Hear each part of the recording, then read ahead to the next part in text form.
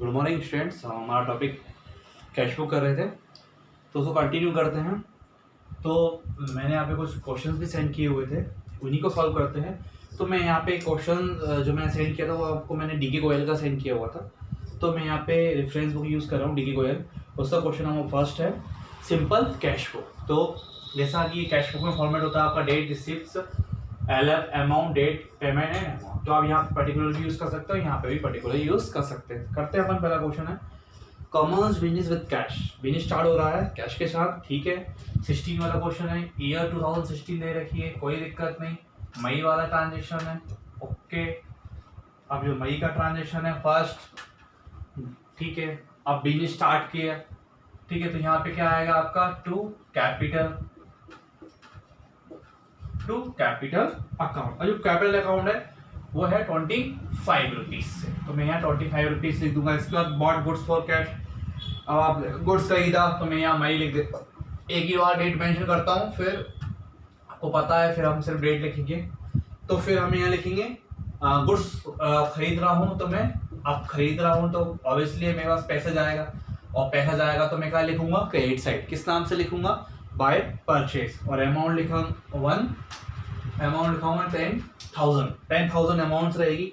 अब पेट 3 तारीख को ही हमने यहाँ पे कैरेज यानी कि भाड़ा दिया, तो जो भाड़ा दोगे वो भी आपका पेमेंट है तो जाएगा। तो यहाँ पे आपकी अमाउंट आएगी 200। Goods sold for cash. अब गुड्स आप बेच रहे हो, अब जब आप गुड्स बेचोगे तो आपके पास पेमेंट आएगा, तो यहाँ पे लिखोगे आप सेल्स अकाउंट, तो पेमेंट आएगा आपके पास 600। फिर आपका cash receive from Ram, date attend to Ram. अब राम सोर्स है आपका, तो राम से आपको अमाउंट मिल रहा है। कितना अमाउंट है 1000, तो हम यहाँ 1000 लिख देते हैं। फिर है आपका paid to Shiv Kumar, 12 date है, और हम यहाँ पे शिव कुमार को पेमेंट कर रहे हैं। शिव कुमार को हमने यहाँ पे पेमेंट किया, तो शिव कुमार को है 2600 का पेमेंट किया। फिर है केस सेल, ठीक है। अब केस सेल आएगी आपकी 2 सेल्स। अब केस सेल्स करोगे तो पैसा आएगा तो डेबिट साइड। डेबिट साइड किस नाम से लिखेंगे सेल्स के नाम से। अमाउंट क्या है 8400, ठीक है। Purchase furniture for cash for office use, ठीक है। ऑफिस यूज के लिए फर्नीचर खरीद रहे हैं, कोई बात नहीं, खरीद लेते हैं।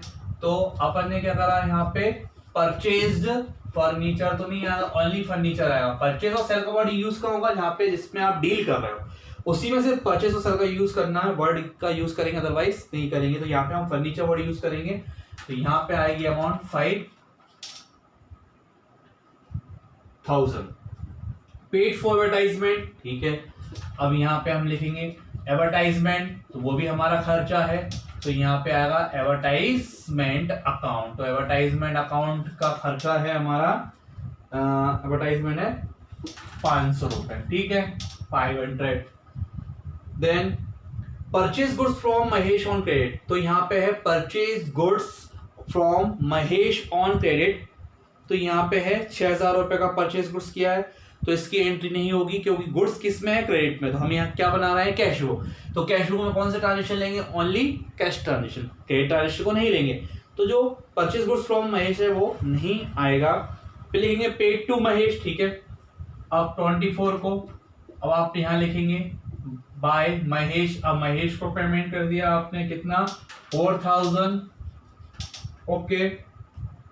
अब पेड बेजेस, अब 25 को आपने पेजेस, अब बेजेस यानी मैंने बताया था आपको मजदूरी, तो यहाँ बेजेस अकाउंट, और बेजेस की अमाउंट क्या है 400 लिख दिया, ठीक है।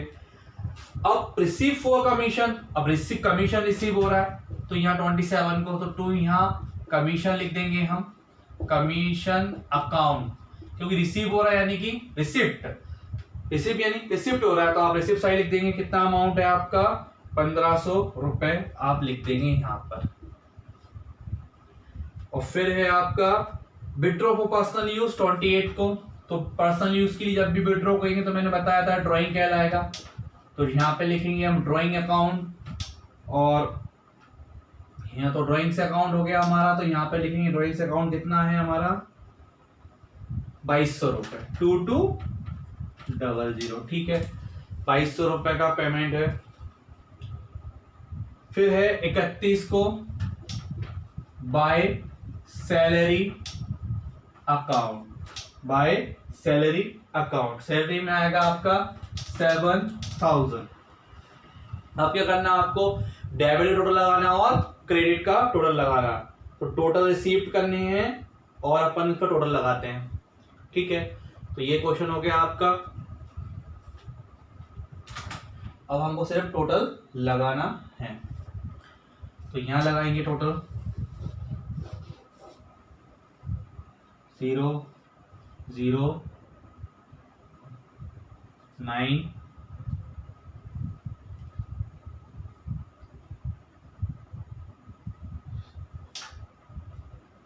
मेरा टोटल आएगा 41900 और यहाँ का टोटल आएगा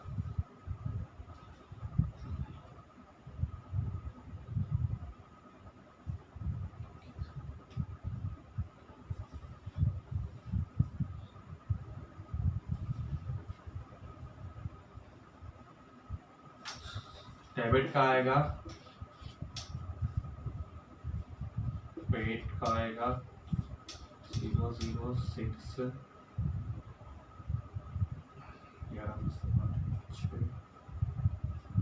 16300। ये मेरा डेबिट का आया और ये मेरा क्रेडिट का आया। अब तो ये 41 भी आपको यहीं लिखना पड़ेगा 41900। अब इसको बराबर करने के लिए जो अमाउंट आएगी वो 31st को ही लिखेंगे, और किस नाम से लिखेंगे हम, बाय बैलेंस सीडी। इसको अपन एक तरीके से क्लोजिंग कैश भी बोल सकते हैं, क्लोजिंग बैलेंस या क्लोजिंग कैश के नाम से ही बोल सकते हैं। कितना आया था हमारा 1630, क्योंकि हमने क्या करा यहाँ पे डेबिट का आया हमारा 41900 और क्रेडिट का आया हमारा 25600। तो हमने क्या करा, डेबिट में से क्रेडिट को माइनस कर दिया, तो हमारा आंसर आया 16300। तो ये था हमारा कैश बुक का डीके को का क्वेश्चन नंबर फर्स्ट। अब आपको इसको एक बार देखना है और करना है, और सारी कैलकुलेशन एक बार आपको फिर से देखनी है। आई होप आपको ये समझ में आ गया होगा। Thank you.